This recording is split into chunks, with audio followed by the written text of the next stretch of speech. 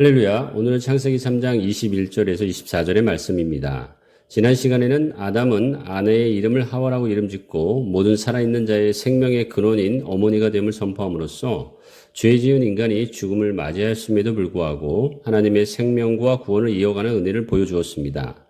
오늘 본문 창세기 3장 21절에서 하나님께서는 직접 벗어 부끄러워하는 죄 지은 인간에게 가죽옷을 지어 입히시는 은혜를 베푸십니다. 하나님의 은혜는 부모의 은혜를 통해 생각해 볼 수 있을 것입니다. 자녀에 대한 부모의 사랑은 헌신과 희생이 따르듯이 하나님께서 죄된 아담과 하와를 위해 가죽옷을 입히시기 위해 짐승을 희생하셨습니다. 부모가 자녀를 조건 없이 사랑하듯이 짐승을 희생하면서까지 인간을 사랑하셨음을 기억해야 합니다. 그러나 22절에서 24절까지 하나님께서는 하나님의 금지 명령을 어긴 아담과 하와에게 단호하게 에덴 동산에서 추방하십니다. 죄가 없으신 거룩한 하나님께서는 죄된 인간은 불쌍히 여기시지만 죄를 미워하시며 죄에는 단호하십니다. 그러므로 로마서 6장 1절에 나온 것처럼 죄된 마음을 버리고 하나님께 은혜를 구하는 저와 여러분들이 되시길 바랍니다. 창세기 3장 22절에서 하나님께서는 선악을 알게 하는 일에 인간들이 우리와 같이 되었다고 말합니다.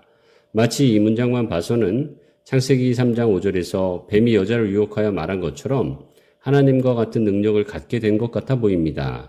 그러나 선악을 알게 하는 나무 열매를 먹은 아담과 하와에게 나타난 결과를 보면 매우 비참한 것을 알 수 있습니다. 하나님의 심판은 물론이지만 인간에게 나타난 서로의 관계의 파괴에서 보여주는 부끄러움과 두려움은 분명 하나님과 같은 선악을 분별하고 통제하는 능력이 아니라 오히려 판단하고 정죄하는 악한 죄의 형태와 결과를 보여줍니다. 하나님께서는 인간을 에덴 동산에서 추방함으로써 인간이 죄된 상태에서 영생하는 것을 좋지 않다고 생각하셨습니다. 죄된 인간의 죽음은 죄로 인해 필연적이 되었지만 어떻게 보면 육체적 죽음을 통해 죄가 완전히 죽게 하는 하나님께서 선택한 은혜일지도 모릅니다.